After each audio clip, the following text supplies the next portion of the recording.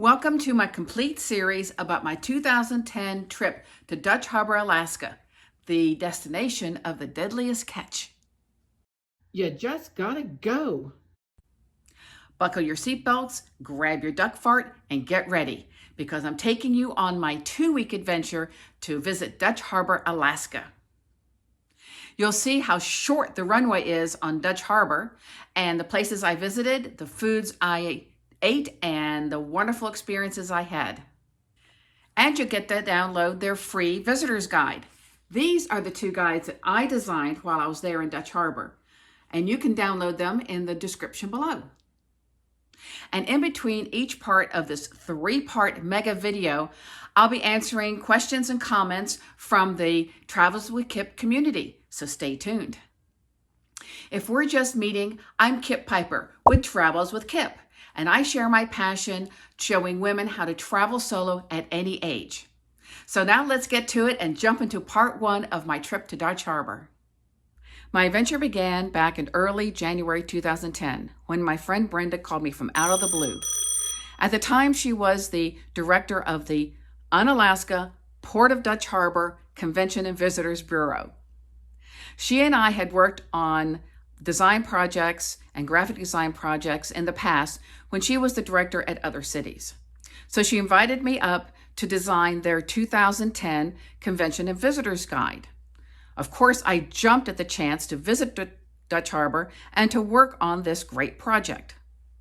To visit Dutch Harbor.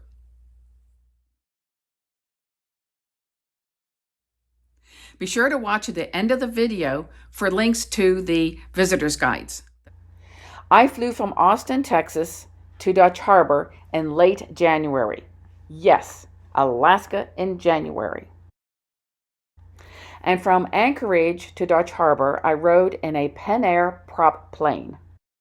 Now, it's about 1,000 miles from Anchorage to Dutch Harbor, almost halfway down the chain of Aleutian Islands. We stopped in Coal Bay to top off the fuel because back in 2010, we wanted to make sure we had enough fuel to get to Dutch Harbor and back to Coal Bay. Why? Well, if Ballyhoo Mountain, which is next to the Dutch Harbor Airport, was covered with clouds or fog, then we would have to turn around and fly back. We couldn't land. So we had to make sure that we had enough fuel to make it back to Coal Bay. Why couldn't we land? Because it was strictly visual flight rules for landing at Dutch Harbor. No instrument landings. So they don't land at night either. Strictly daytime landings. So since no instrument landings, there's no way to navigate through the clouds. Fortunately, that day, the sky was clear and we could land. Landing was a trip. You come down right next to Ballyhoo Mountain. I mean, it's right outside the left side of the plane. And I was sitting on the left side of the plane at the window, and I felt like I could just reach out and touch it. It was surreal. The runway is only 4,100 feet long. There's water on 3 sides and a mountain on the 4th. It is one of the most challenging airports, with an average of 250 days of rain each year and consistent fog. They used to fly 737 jets into there until one didn't stop at the end of the runway and ended up in the drink. This even happens with smaller airplanes. In fact, one of Pen Air's planes slid off the runway as recently as October 2019. Inside the terminal, under this great welcome sign, I discovered my bag had not made it.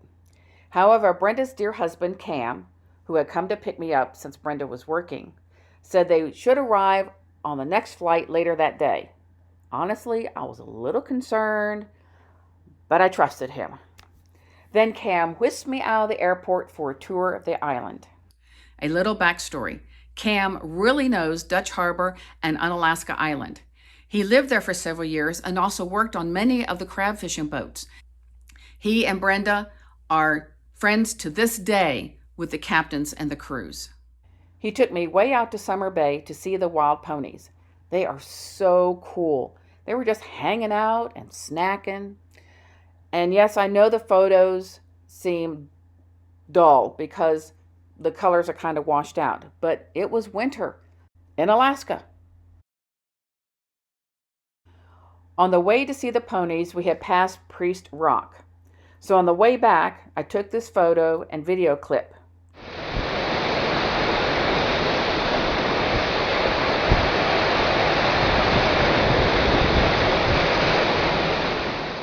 Also on the way, I got to see the tundra up close. And it is just a thin layer over bedrock of these mountains. It is just fascinating. Here you can see where it has broken off and slid to the bottom, leaving the bedrock exposed. Now this tends to happen when there's a lot of moisture and the tundra gets too wet and heavy to stay attached. So it just separates and slides down. This can be seen throughout the island. I was just in awe of this wonderful wilderness. After we got back to their house, I saw this Arctic fox across the street.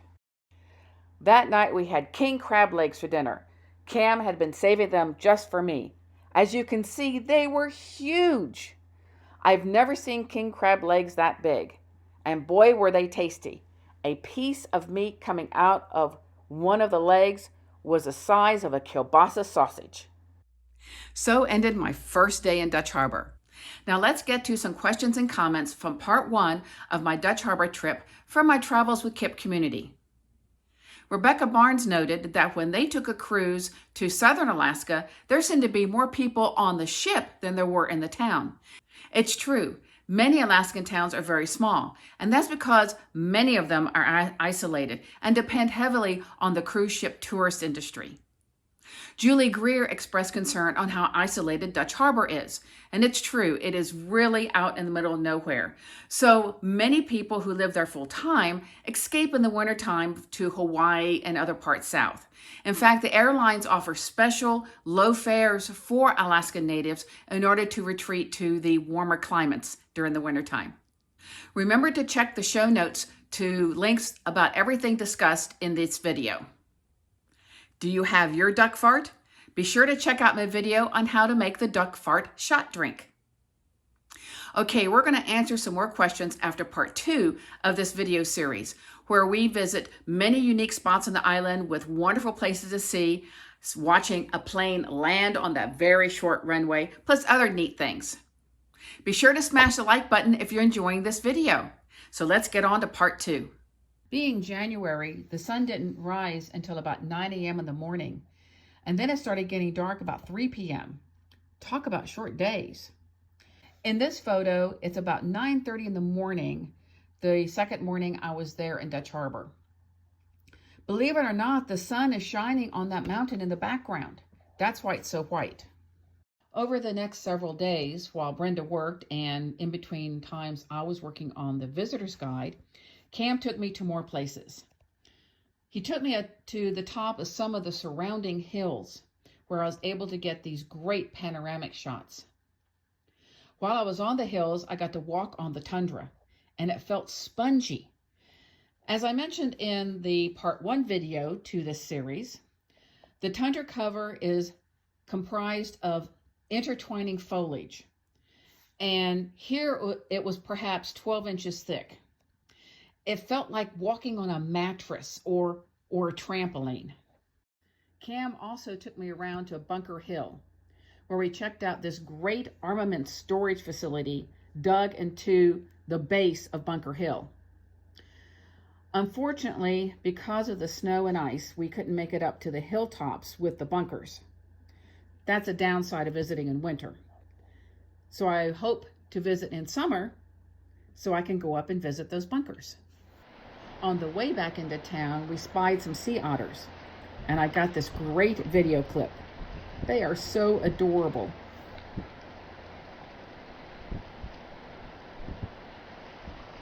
One day we went to the southeast side of town where we saw these eagles just hanging out on the side of a hill. Then I spied a couple of willow ptarmigans. I'll zoom in so you can see them. They are fascinating birds. Ptarmigans have brown feathers most of the year, as you can see in this photo, except in winter when their feathers turn white so they can camouflage in the snow, except the very tips of their tails. Their tail feathers stay black. That's the only way to spy them in the snow. as you can see, going back to my first photo. One day, Cam and I had lunch at the Unicy Sports Bar, where he got me this great hat. Another day, we went back to the airport where we saw this young eagle hanging out. We were able to get pretty close to him so I could capture this short clip. Both males and females have white heads, so the ones with brown heads are young eagles. Then we went to the other side of the airport where I got a great panoramic shot of the runway. Coming back by the airport, I was able to film a plane landing. This one came up from the south.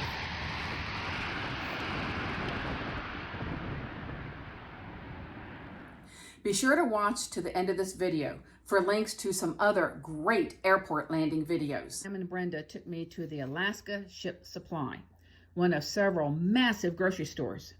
They make Costco and Sam's Club look small. Believe me, photos just do not do them justice, so I didn't even bother to show you the interiors. These stores are designed primarily for supplying the fishing boats, though anyone can shop there. Take note, the closest Walmart is 1,000 miles away in Anchorage. So people from Dutch Harbor regularly fly to Anchorage for quote-unquote town shopping.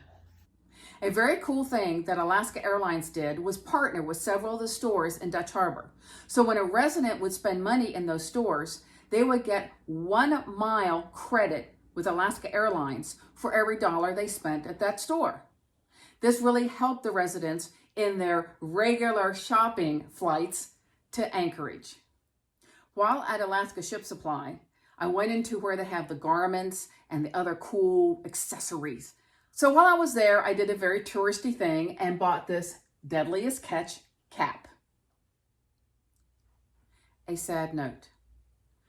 Early during my stay in Dutch Harbor, Cam received a phone call that Phil Harris, the captain of the fishing vessel Cornelia Marie, had had a stroke. Brenda and Cam were devastated.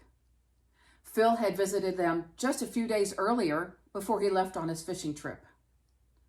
Of course, without question, I swore secrecy of my knowledge of this terrible event. Earlier in this video, I promised you links to the Dutch Harbor Visitor's Guide. Please check the description below for those links. I also promised links to great airport landing videos. Check the cards for links to those videos. Hey, if you're still in this mega video, let me know in the comments below. We just finished part 2 of this video where we visited other spots in the island and enjoyed the unique fauna and flora. And we also learned about Captain Phil Harris's stroke. Now I'm going to take the top questions and comments from the Travels with Kip community. Penny Kerrville says she loves how the ptarmigan birds change color. I agree. Nature is wonderful and how it equips birds and animals to adapt to their surroundings. Ellen Brown summed it up in just 2 words: king crab. If you want to see more videos like this, be sure to mash the subscribe button and hit the bell icon so you'll get notified when I post new videos. Remember to check the show notes for links to everything that I mentioned in this video series. Now it's time to get into part 3 of this video series, all about great food, great parties, and the Sunday Super Bowl. So let's jump into it. One day, Brenda, Cam, and I had lunch at the Harbor View Bar and Grill, where Cam got me this great sweatshirt. Outside our window was this big fella of an eagle perched on a piling. You can see in the background of the second photo another example of the exposed bedrock when tundra falls away. During my stay in Dutch Harbor, Cam took me out to one of the ships that had just come in with a load of opilio crab, sometimes called snow crab. We watched it unload the crab with the brailers. Fascinating. And then Cam bought a bunch for the Super Bowl party the next day. That Saturday night, Brenda and Cam took me to the Grand Aleutian Hotel's Cape Cheerful Lounge for a raucous evening of eating, drinking, live music, and overall fun. It was in this bar that Phil Harris and the other captains regularly came the night before a season began. The next day was Sunday, and we went back to the Grand Aleutian Hotel to their chart room for their Sunday brunch. Their brunch is massive. There are so many mouth-watering offerings. And I had my first duck fart, the drink immortalized by Phil Harris. Now, it's a confession. It is strong. Be sure to check out my video on how to make a duck fart. When we got back to their house, these two eagles were on their roof. We decided the older one in front was showing the younger one how to fuss.